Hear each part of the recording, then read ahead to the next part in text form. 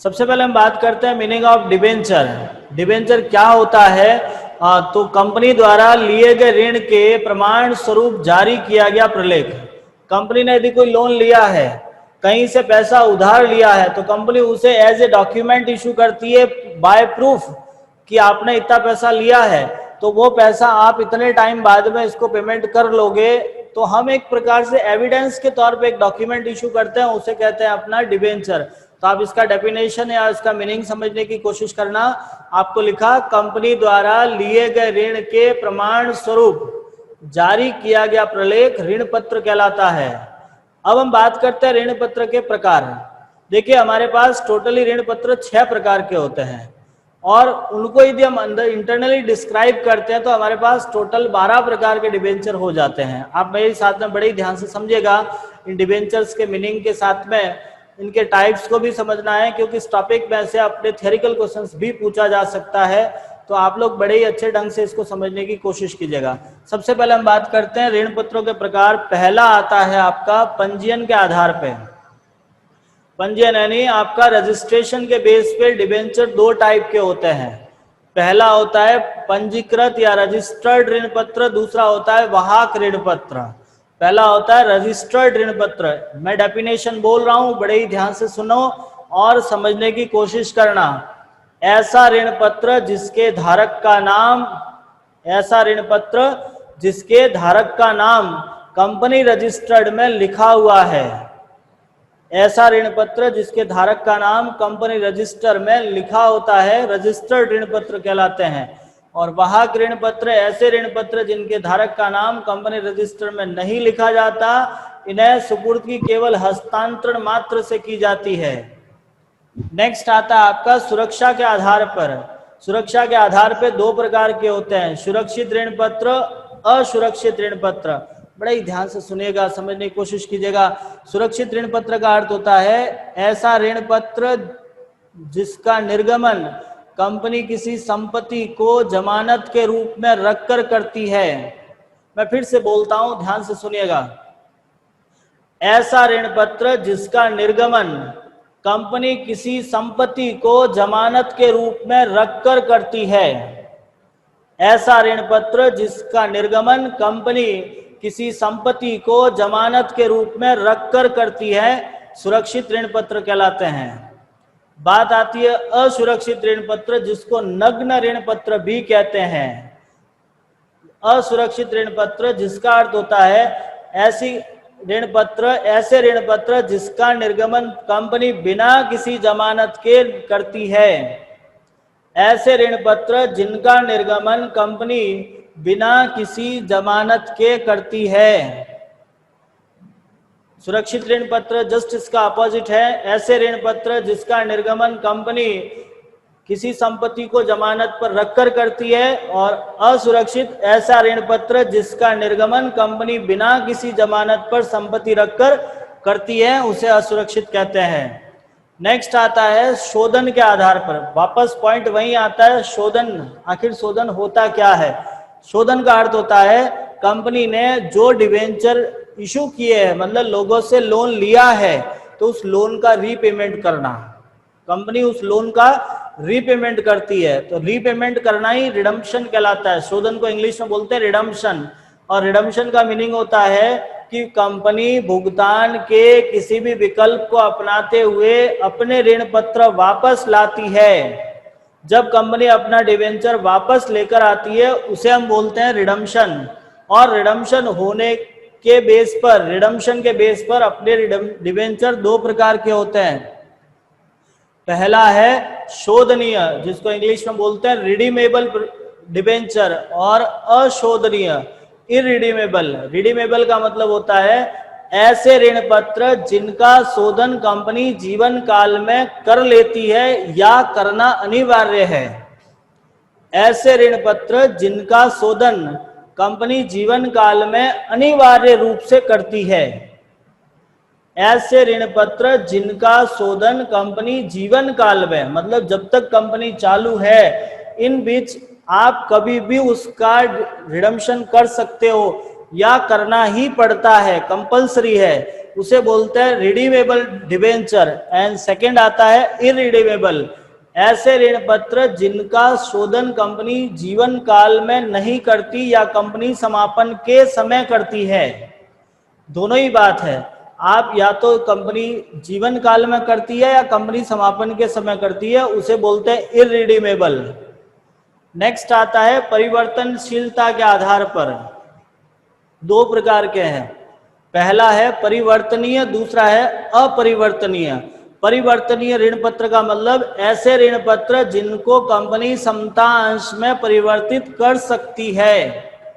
ऐसे ऋण पत्र जिनको कंपनी समता अंश में परिवर्तित कर सकती है, परिवर्तनीय ये ऋण पत्र कहलाते हैं। और अपरिवर्तनीय जिनका कंपनी समता अंश में परिवर्तन नहीं कर सकती है, उन्हें अपरिवर्तनीय कहते हैं। नेक्स्ट आता है ब्याज दर के आधार पर। दो प्रकार यहाँ पर भी है, निश्चित ब्याज दर, शून्य ब्याज दर। देखो निश्चित ब्याज दर, निश्चित ब्याज दर का अर्थ होता है ऐसे ऋण पत्र जिन पर ब्याज की दर निश्चित होती है। देखो ब्याज डिबेंचर पर आपको इंटरेस्ट देना पड़ता है, जिस तरह से आपने शेयर में डिविडेंड दिया था उसी प्रकार से डिबेंचर में आपको इंटरेस्ट देना होगा, ब्याज देना होगा। और जिन अंशों पर जिन ऋण पत्रों पर ब्याज की दर पूर्व निश्चित होती है, पहले से आपने डिसाइड फिक्स कर रखी है, वो कहलाते हैं निश्चित दर वाले। और ऐसे ऋण पत्र जिन पर ब्याज नहीं दिया जाता, ऐसे ऋण पत्र जिन पर ब्याज नहीं दिया जाता, केवल उन्हें बट्टे पर निर्गमित करते हैं, उन्हें कहते हैं शून्य ब्याज दर। नेक्स्ट आता है आपके पास में भुगतान की वरीयता के आधार पे। भुगतान की वरीयता के आधार पे आपके डिबेंचर दो प्रकार के हैं, प्राथमिक और द्वितीयक। प्राथमिक का अर्थ होता है ऐसे ऋण पत्र जिनका भुगतान सर्वप्रथम करते हैं, ऐसे ऋण पत्र जिनका भुगतान सबसे पहले करते हैं। मतलब इतने सारे डिबेंचर हैं, इन सबसे पहले जिसका भुगतान करेंगे उसे प्राथमिक कहते हैं। और ऐसे ऋण पत्र जिनका भुगतान प्राथमिक के बाद किया जाता है उसे द्वितीयक या सहायक या गौण ऋण पत्र कहते हैं। तो ये थे आपके डिबेंचर के प्रकार, डिबेंचर का अर्थ। थियोरिकल एक और पॉइंट दिया हुआ आपको सवाल इस टॉपिक में, वो है आपके अंश और ऋण पत्रों में अंतर। तो हम इसको समझते हैं, एक बार आप इसका स्क्रीनशॉट ले लो ताकि आपको लिखने में थोड़ा सा इजी रहेगा।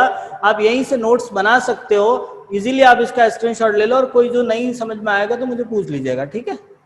नेक्स्ट हम देखते हैं ऋण पत्र अंशों में अंतर। देखिए नेक्स्ट पॉइंट है अपना अंश एवं ऋण पत्र में अंतर। देखिए अंश क्या होता है, डिबेंचर क्या होता है, वो दोनों हमने थोड़ा बहुत समझ लिया है। आपने शेयर को पूरा ही समझ लिया, शेयर से रिलेटेड एंट्रियां कर ली, शेयर इशू कैसे होता है, मतलब शेयर की नॉर्मली सारी इंफॉर्मेशन आपके पास में है। अभी हमने डिबेंचर को भी थोड़ा बहुत आपको समझाया है। अब हम इन दोनों के बीच में डिफरेंस क्रिएट करते हैं। फर्स्ट डिफरेंस, पहला आता है कंपनी में स्थिति। मैं अंतर के आधार को लिखूंगा, उसी के आधार पर मैं आपको दोनों के बीच में अंतर बताऊंगा। पहली आती है कंपनी में स्थिति। कंपनी में स्थिति हम बात करता हूं मैं अंश धारक, अंश और ये ऋण पत्र। देखिए कंपनी में स्थिति, अंश धारक स्वामी होते हैं और ये ऋण दाता होते हैं। अंश धारक कंपनी के स्वामी होते हैं और ऋण पत्र धारक कंपनी के ऋण दाता होते हैं। मतलब हम ये कह सकते हैं कि आपका जो शेयर होल्डर है वो कंपनी का ओनर होगा और डिबेंचर होल्डर कंपनी का एक प्रकार से आउटसाइडर लायबिलिटीज होता है। उस बंदे ने बाहर से आपको लोन दिया है, ऋण देने वाला कहलाता है। दूसरा पॉइंट आता है आपका प्रतिफल। प्रतिफल, अंश धारक को लाभांश प्राप्त होता है, इन्हें ब्याज प्राप्त होता है।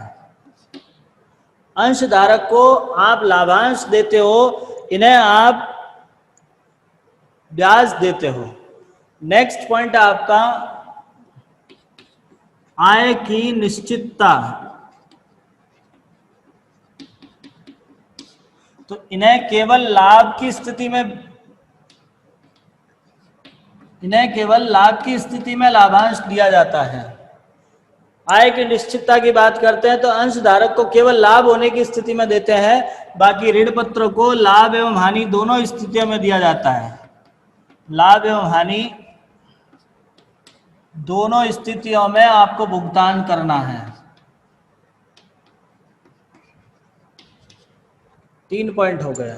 पहला पॉइंट, कंपनी में स्थिति, आपके अंशधारक कंपनी के स्वामी होते हैं, ऋण पत्र धारक कंपनी के ऋणदाता कहलाते हैं। प्रतिफल की बात करते हैं तो आपके अंशधारक को आप लाभांश देते हो और ऋण पत्र धारक को आप ब्याज देते हो। आय की निश्चितता, अंशधारक को लाभांश केवल लाभ की स्थिति में प्राप्त होता है, बाकी ऋण पत्र धारक को ब्याज, लाभ एवं हानि दोनों स्थितियों में प्राप्त होता है। नेक्स्ट पॉइंट है आपका व्यवसाय प्रबंध। अंशधारक व्यवसाय प्रबंध में हिस्सा लेते हैं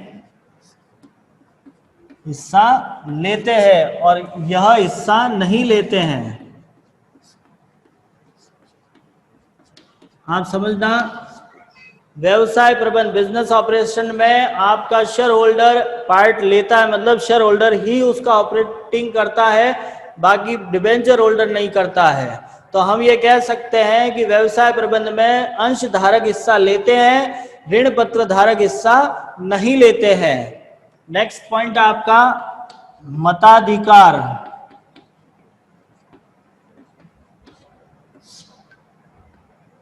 अंशधारक को मत देने का अधिकार होता है।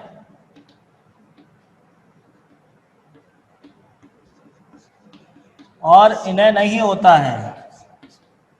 अंशधारक को कंपनी के सामान्य सभा में यदि किसी प्रकार का मत देना है तो इन्हें मत देने का अधिकार होगा, लेकिन ऋण पत्र धारक को मत देने का अधिकार नहीं होता है। नेक्स्ट पॉइंट आता है आपका शोधन। तो अंशों का शोधन जीवन काल में अनिवार्य नहीं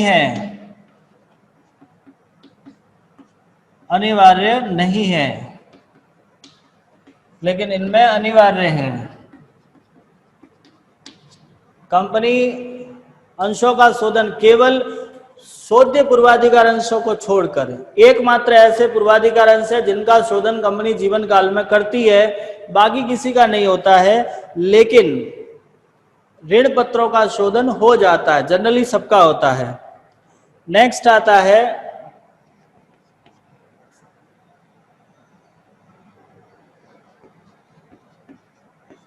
सुरक्षा।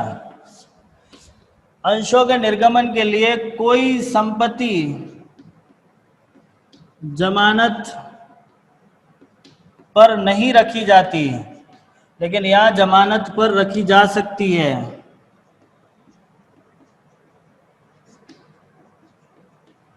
देखिए, अंशों के निर्गमन के लिए कोई संपत्ति जमानत पर रखनी आवश्यक नहीं है, लेकिन ऋण पत्रों के निर्गमन के लिए रख भी सकते हैं। आपको चाहिए ये तो इसका एक बार स्क्रीनशॉट ले लो, मैं इसको साफ करूंगा और आप ये अंतर अपने लेवल पे नोटबुक में लिखोगे और मुझे सेंड करोगे।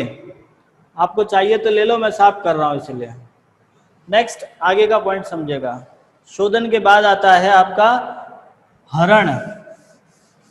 एक पॉइंट आता है हरण यानी फोरफिटेड होता है। फोरफिटेड का मतलब होगा कि एक शेयर होल्डर जिसने अपनी ड्यू अमाउंट पे नहीं किया है, यदि किसी शेयर होल्डर ने आपका पेमेंट नहीं किया है तो कंपनी उसका अंश वापस ले लेती है। जैसे हमारा 8वां पॉइंट था हरण, तो आप इतना सा याद रखिएगा, अंशों का हरण होता है, अंशों का हरण होता है, ऋण पत्रों का हरण नहीं होता। ऋण पत्रों का हरण नहीं होता। ठीक है। नेक्स्ट पॉइंट है आपका आधिक्य पर अधिकार। देखिए, आधिक्य का मतलब होता है कि जैसे ही कंपनी समाप्त हो जाती है, एंड होती है, कंपनी बंद हो रही है, उस समय आपके पास जितनी असेस्ट होती है उन सबका रियलाइजेशन करते हैं, मतलब उनका पैसा आता है और सारी लाइबिलिटीज का पेमेंट होता है। मतलब हम ये कह सकते हैं कि सभी दायित्वों का भुगतान करने के बाद कंपनी के पास जितनी असेस्ट है उनमें से सभी लाइबिलिटीज का पेमेंट करने के बाद यदि कुछ बच जाता है, यदि कोई बच जाता है तो उसे आधिक्य बोलते हैं, सरप्लस कहते हैं। और इस सरप्लस पर शेयर होल्डर का राइट होता है, ना कि डिबेंचर होल्डर का। तो हम यहाँ लिखते हैं आधिक्य पर अधिकार अंशों का होता है, अंश धारकों का होता है,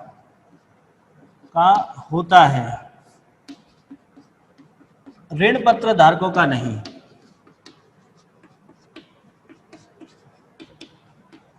अंश धारकों का आधिक्य पर अधिकार होता है, ऋण पत्र धारकों का नहीं होता है। नेक्स्ट पॉइंट आता है, वैसे तो आपको अलग अलग पॉइंट बहुत सारे दे रखे हैं बुक में, जैसे दे रखे हैं बट्टे के पर निर्गमन, तो अंशों का बट्टे पर निर्गमन नहीं होता है, ऋण पत्रों का बट्टे पर निर्गमन होता है। अंश धारकों के लिए जोखिम का अधिक होती है, ऋण पत्र धारकों के लिए जोखिम नहीं होती है।